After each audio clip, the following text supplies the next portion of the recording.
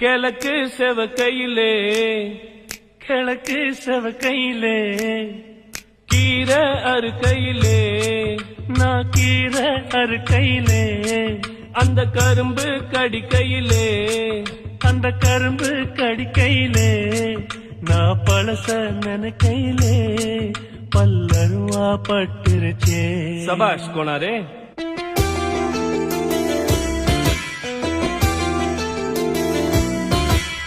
கிழக்கு செவக்கையிலே கீரை அறுக்கையிலே அந்த கரும்பு கடிக்கையிலே நான் பழச நினைக்கையிலே பல்லருவா பட்டுருச்சே.